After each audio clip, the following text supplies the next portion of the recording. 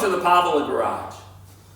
Many times in our years together, I've mentioned that we have a 1917 Model T Ford. And since we're doing all this by distance, I thought we might as well come to the garage this morning and take a look at the Model T. Sometimes you've asked me, do you really have a Model T? Yep, we do. You've asked me, does it run? That's what you hear. It really was running. And so thank you for coming and sharing a few minutes together as we, do it here in the Model T.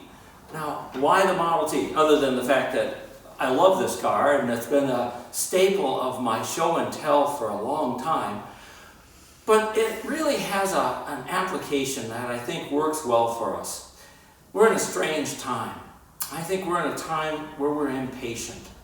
And in our impatience for life to be back to normal, and we'd like that to happen right now, we call to God and say, can't you make it so? In fact, God, we know you can do it. And yet, God gives us more patience. Let's use that idea in a brief Bible study and thought together. It's a theme that I've used before, and you maybe have heard me talk about it. It's instant perfection, patient relationship. Now, I wrote about that in a book that's, titled much the same, Patience and Perfection. And we went through that, a long time ago. Actually, we went through the ideas in this book before there was a book. So we're only going to go through a small part of the ideas that are here in the book. But it's especially nice because the Model T was really the center of that idea of perfection, patience. What is it that God's after? Well, let's start with the Model T. It's not perfect. Maybe you know the story. I bought this Model T, Holly and I did, for $250 from the original family that owned it. It had never been off the farm that it was delivered to in 1917. We bought it in 1988 for $250. You don't normally get a one-owner Model T for $250. Well, that's because it didn't look like this. It was a wreck. It had been left outside, no cover, for 35 years in Ashland County. That's as far north as you can get. Snow, rain, sleet, you name it. It had been reduced to nothing. It was painted blue, which was wrong. It should be black like it is. Upholstery was gone. The whole back half was gone. The engine was there, but it sure didn't run. So we bought it. Doesn't seem to make sense, but we did, because my dad and I wanted a project together. Dad was coming to the end of farming. He still lived on the farm, but he was going to rent out the farm in another year. What are we going to do together, Dad and I? Well, since my dad was a mechanic in the Army and a farmer his whole life, turning wrenches was the answer. So, Dad, what if we put together a Model T? So we did it together. We had a very strict budget. $20 a month was our budget for parts. And that doesn't sound like much, but you got to remember, too, once people in 400-person Butternut heard that we were doing this, people came up with parts. They'd hand me a water pump, a carburetor, hey, I think there's a fender in the back of the barn. We got all kinds of parts. Sometimes the wrong ones, sometimes 3 of the same thing, but we got parts. We did it together. Now, it took us 4 years to do this, and it's not perfect. What if we wanted perfect? No problem. Right here is the Snyder's Model T and Model A catalog. This one is brand new. It just came, I think, 2 days ago. You want a new part? You don't want to bother hammering out the dents in that fender? No problem. They'll sell you right there. They'll sell you a new fender right there, and it'll come in the mail. It'll be perfect. You don't want to do any of this? Take it down to a body shop or somebody else. Give them a really big check. They'll take care of it. And when they're done, it'll be perfect. Well, this car isn't perfect, because it wasn't about perfect. It was about relationship. I wrote in the book a line that I kind of like. In the end, Dad and I built a Model T, and the Model T built us. And that's really what happened. We love that time together, working on the car, having it all those years. What do you expect of God? I think we got the same kind of either or in our mind. Instant perfection, who isn't wanting that. Isn't that the way God has come to us in the beginning of time? When God created the heavens and the earth, he said, let there be light. And there was light, even more light than the lights that are here in the garage. And they were instant. A light switch should take us back to Genesis 1 every time we flip the switch and say, let there be light. God did every step like that. Do we expect an instant perfection God? Well, we do. And Jesus also fulfills that, doesn't he? When Jesus touches a leper and says, be clean, he's clean. When he says to a paralyzed man, get up, he gets up. When he said to Lazarus, Lazarus, come forth, and the dead man came forth. Jesus can do an instant perfection healing. When we love that, we've all been going through weeks now with the virus and the change in our lives. We've seen all those changes and we understand them. But we'd all want to get back right now to normal. And whether that's a global normal, a state-size normal, or just your own family's normal, I think we all want it right now. And we say to God, God, I know you can do it. So let's do it. Well, that seems to make sense, doesn't it? That God would say, all right. Because viruses and illness, they're not his original choice for the world. God, why wouldn't you get rid of it? Families in tension and bills unpaid. Lord, you promised you would give us our daily bread. So get rid of it. It seems to make sense, doesn't it? Let's just have instant perfection. You know, every time I say that and I think about, God, I don't see that yet. I could end a day or wake up in the middle of a worrisome night and say, God, as far as I can see, I hate to say it, you really didn't do anything today. And I know his answer to me again and again is to almost put an arm around my shoulder and say, well, Dan, we worked on your patience though, didn't we? Boy, he works on that every day. And that, it seems to be his favorite project. So why is it that God also has a patient relationship and a love of that makes it, I think, well, more than perfection? It's probably why I call the book Patience First and Perfection, because patience is the first thing God is working. Do we have some of that in the biblical record of God's wonderful patience? You know, I think it starts right away in Genesis. Yes, he made Adam and Eve, and he did that so quickly. But wasn't it wonderful patience and in continuing a relationship with them that filled up Genesis 3? They fall into sin, and they ruin perfection just like that. But his patience and relationship with them, that went on and on. Another favorite story I have between perfection and patience is our friend Elijah. 1 Kings chapters 18 and 19. In 1 Kings 18, Elijah has to confront the 450 prophets of Baal. And he gives them a very simple test. You call on God, your God. I'll call on the true God. And whoever answers with fire from heaven, he's God. He lets them go first. Elijah shows a wonderful patience. He lets them have all day. Oh, they try. But since there is no God named Baal, nothing happened. At the very end, Elijah builds an altar. He lays a sacrifice on the wood. He covers the wood and the sacrifice with water. He douses it again. And he makes a very simple prayer. And God immediately answers with fire. And the fire consumes everything. The stones, the water, the fire, the wood, it's all done. Now that's perfection. And it came within an instant of the prayer. What's interesting is what happens the next day. Chapter 19 of 1 Kings. You see, the wicked king was impressed. And he went home to tell the even more wicked queen, Jezebel, what had happened. You would think a miracle that big would convince even Jezebel that God is God and Baal is not. It didn't matter to her. She immediately sent the message to Elijah, telling him that she was going to kill him. And Elijah flees for his life. And he is so in despair, because how are you going to do more than this? That he says to God, God, take me now. Take me now. I'm done. I'm the only one left. And God feeds Elijah. He feeds him, he gives him water, and he gives him the sustenance to go 40 days in the desert.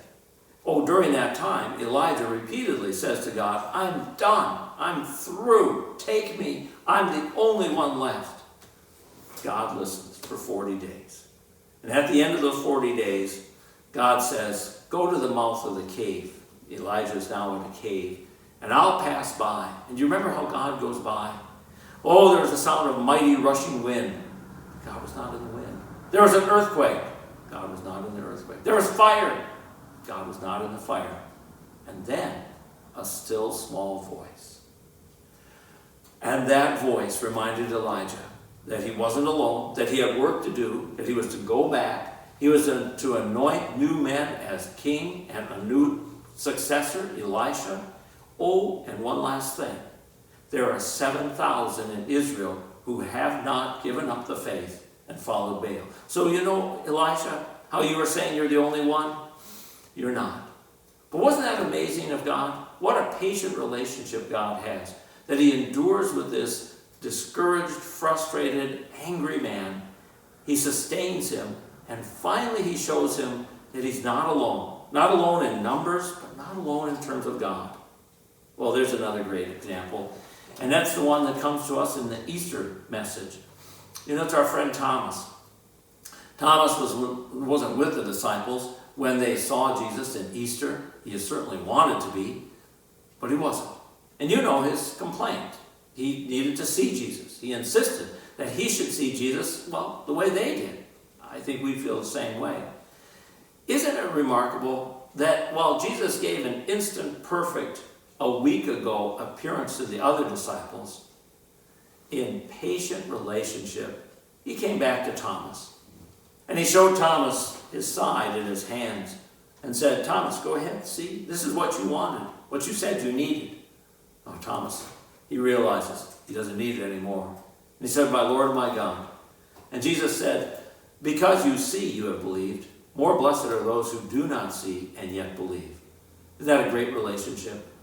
God could, at any moment, show us immediately, perfectly, everything about himself. We could revisit the Easter moments if God chose to. But he also says, it's better to have a relationship of faith. It's better if you trust me. It's better to be patient, to know that there'll come a day when we'll see each other face to face. Absolutely. But now, be patient and wait.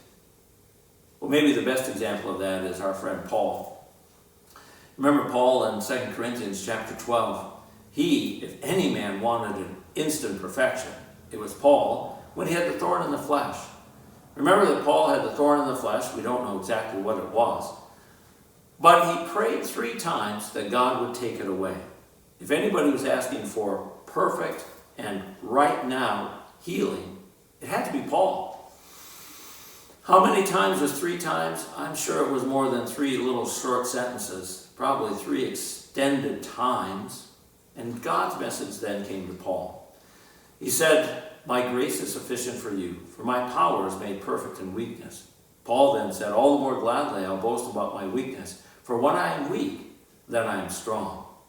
Isn't that a remarkable thing? Paul said, you know, you're right. I have God's strength when I'm weak.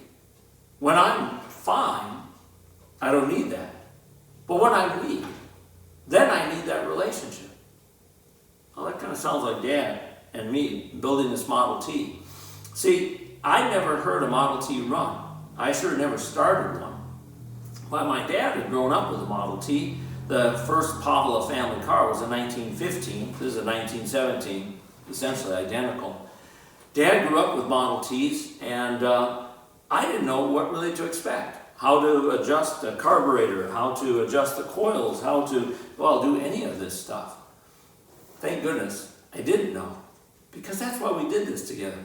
So that I could call Dad up at least once a week and ask, well, Dad, what about this? What about that? My dad took parts home. He worked on them. We talked back and forth. And I know, as I've told you all many times, my dad was the quietest man who ever lived. The fact that my dad was actually waiting by the phone to answer it or waiting by the phone to talk to me, I gotta tell you, that's just an amazing idea. But it happened because of the Model T. You know, that relationship got so good that when we finished the Model T, we didn't want to be done. And so when we were done with this, we bought a Model A. More car, took us another 4 years to build the Model A. We had both of them. Dad took the Model A. I've always kept the Model T. When Dad finally got his eyesight such that he couldn't see very well to drive it and such, he said, is it okay to sell it? And I said, that's fine. We didn't have room at the time for it. And so we've always had the Model T, but we had both of those cars. You know, when the cars were finally done, well, in a way that was kind of sad. Although the good news is that when you drive a 103-year-old car, and we drive it, there's always something that needed work. So there was always a reason to call Dad and talk. That sounds a lot like life, doesn't it? Right now, we're in a project time. We're in the project of getting back to normal. And that project, well, it's not going to go immediately. We'd like it to, but it'll take time. The good news is God stays in relationship with us however long it takes. And we're going to be back to normal.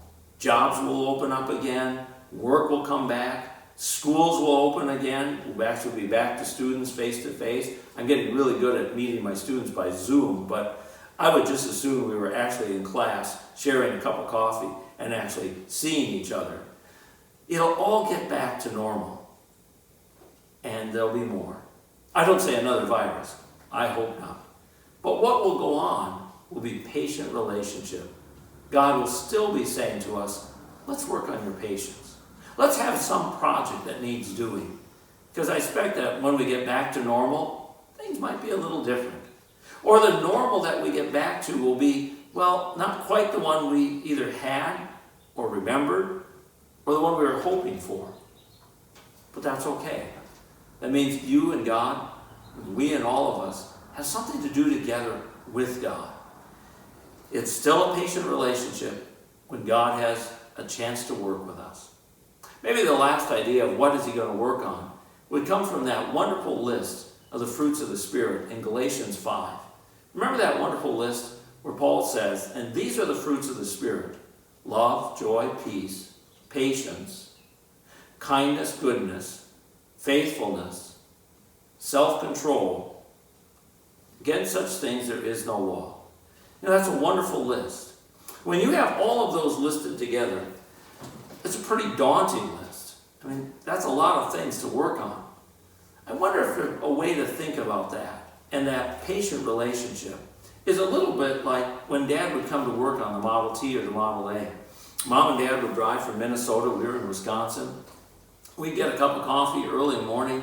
Dad would walk out to the garage with me. And whether this one was done or we're just starting on the Model A, or there was always something to do. And so Dad would ask a great question, a question I wish Dad was still here and could ask me this morning. So Danny, what do you think we should work on today? Isn't that a great question to hear from a dad? Isn't that a great question to hear from your dad, your father? I think every day, either you're asking him or he's asking you, so, what should we work on today? Nobody's going to have all those fruits of the Spirit: love, joy, peace, patience, kindness, goodness, gentleness, faithfulness, self-control. We're not going to have all of them perfected in any one day. I think there'd be plenty just to say, maybe I need to work on peace or joy, and always patience. And I'm sure God would smile on the choice of any one of those and say, yeah, absolutely. And he might well suggest another one in addition to it. But put that in the context of you and your father looking at a day and saying, so what should we work on today? There's always something. Well, thank you for visiting us in the garage.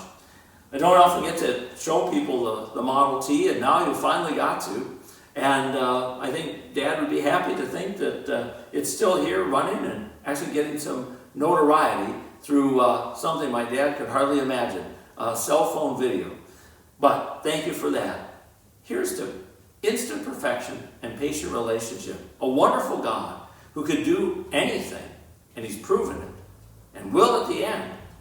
But a God who far more often puts an arm around our shoulders and say, why don't we work on your patience?